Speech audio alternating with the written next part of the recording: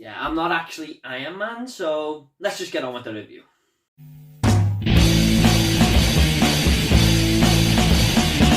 What is up, everyone? Movie Way back again with another Cinema Revisited episode. This is going to be for the 2010 movie Iron Man 2, and this is directed by Jon Favreau, starring Robert Downey Jr, Gwyneth Paltrow, Cheadle and Mickey Rourke.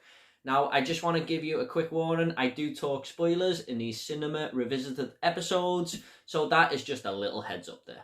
Now, this tells the story of a Russian scientist seeking vengeance on Tony Stark. Meanwhile, the US government tried to claim the rights to the Iron Man weaponry. Now, after rewatching the first Iron Man movie, I was so looking forward to this one. I remember liking it back in the day, but that original film done so much right. So, does this one hold up? Let's find out. Gladly, Robert Downey Jr. picks up where he left off from the first film with a great performance as Tony Stark. And I said it in my first Iron Man review that he is at the heart of these films, but not just these, mostly the Avengers films down the line too. Now, the flip side to this second movie compared to the first is that everyone now knows Tony Stark is in fact Iron Man, and he just eats up all this popularity, chews it and spits it back out. He is so confident in his own abilities.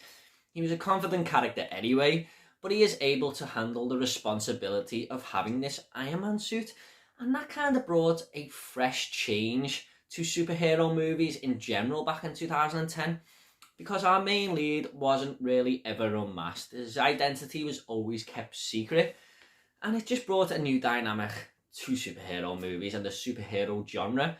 But there's also a sense of dread here as well, because the palladium inside Tony Stark's power core is now poisoning his body slowly but surely, and you sort of felt a little on edge there that he might not make it, but deep down you knew he would. It's Tony Stark. Now, Iron Man 2 does have a connecting the dots feel to it, I will admit, because a few heroes are thrown in here and introduced into the MCU. One of them being War Machine. Now, Rhodes actually hints at putting this machine on in the first film. He was played by Terrence Howard, and Cheadle does take over here. And he does actually finally put this suit on. And it was good to see him team up with Iron Man at the end of the film to take on the villain of this movie, which I'll get to in a bit. But it was good to see his own little story going on there as well. Samuel L. Jackson is also introduced properly into this film. I know he made a little cameo appearance after the first one in the post-credits, but I always like Samuel L. Jackson. I love him in every movie he's in, really, and he's quite a good character here too, but my favourite by far was Natasha Romanov, aka Black Widow. She is just kick-ass in this film, and she just went on to bigger and better things after this. I like to see her character grow throughout these movies, but this is where it all started for her. And she plays this spy who's keeping tabs on Tony Stark. I really like that aspect of her character. But it was good to see her team up with Pepper Potts on the odd occasion as well. There's also some great sequences here too. I mean, Iron Man and War Machine teaming up at the end of the film, like I mentioned before. But there's also another scene where Whiplash, the villain of this film, also known as Ivan, turns up at a Grand Prix, and he gets these whips out and just starts smashing stuff to bits, like Tony Stark's car. And it's all really, really well filmed. But just to see this damage getting done all over the screen was awesome. And it was probably my favourite part of Iron Man 2. I also thought there was a good little Easter egg here where Tony Stark uses Captain America's future shield as a packer to hold something in place that he's working on. I thought that was a nice little touch there.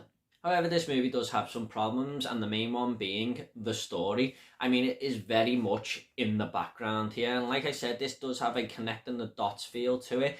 It felt like a filler film just to introduce these characters and move the MCU forward. Now, some may agree that this was necessary, because if you look at the MCU today, it's the biggest thing in movies. However, when you look back on the history of the franchise, Iron Man 2 is not going to be a fan favourite, I feel, and it didn't have to be that way. They could have made a great story whilst connecting the dots, but they didn't. They felt like they just kind of jumped the gun a little bit here. And also, I don't think Iron Man 2 is actually a great title, because it doesn't actually feel like an Iron Man movie at times. We hardly see Tony Stark in the suit, and when we do, apart from the odd occasion, he's just prancing around and messing about, getting drunk and stuff and showing off. And it just didn't feel like as much love had gone into this movie as it did to the first one. And if Tony messing about in this suit and not having a care in the world felt out of place for a superhero movie, then so do some of the scenes here. I mean, there's one scene in particular where Iron Man has a fight with War Machine at a party, and the editing was just terrible. Another one, Bites the Dust by Queen, comes on while they're having this stupid, dumb fight, and it just felt totally out of place. It didn't work for me at all, and I hated watching it.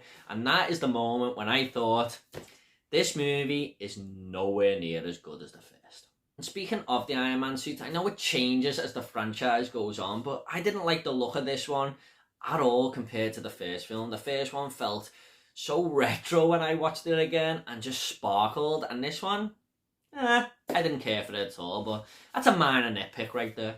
You have to bring up the villain played by Mickey Rourke here. He'd just come off the back of The Wrestler and Sin City, so I could understand why he was cast here. However, I just don't think he brought much to the character of Whiplash at all for me, apart from the Grand Prix scene, which I liked. It was all just pretty. And Mickey Rourke felt half-arsed in the role as well, and I don't think it was helped by the script, because he goes after Tony here when it's Tony Stark's father who's caused them all this bother.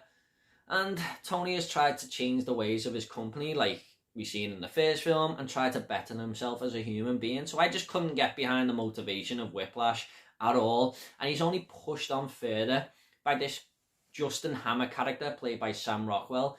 He only carries on because he pays him to get the Iron Man suit. And I just felt like he was one of the weaker villains of the MCU, I'm afraid. Let's just talk about this Justin Hammer character. Oh my god, I hated this guy. Sam Rockwell was so irritating in the role, which surprises the hell out of me, because Sam Rockwell is a very, very good actor.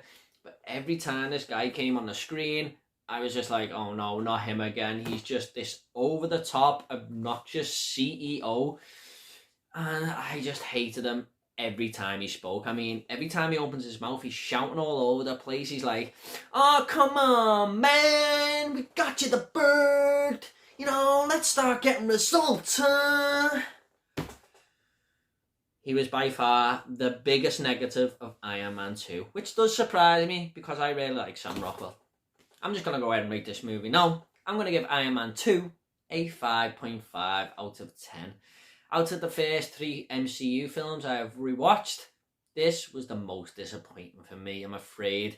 I mean, I was really in the mood after the first film, but this is nowhere near that movie's level. So at the end of these reviews, I always like to leave a little fun fact. Now, the fun fact for Iron Man 2 is that when Tony is doing his research on Ivan, he sees a picture of him being arrested, and that is actually a real picture of Mickey Rourke in real life being arrested on a drugs charge. Okay guys, hope you all enjoyed this review. If you want to subscribe, it's up to yourself. We've got a lot more reviews coming, lots more videos, and I have got the rest of the MCU franchise to go. Coming up next, we do have Thor. So if you want to comment on this video, leave it down below and I'll reply to every single one of you, I promise. Take it all easy guys. I'll see you all in the next video.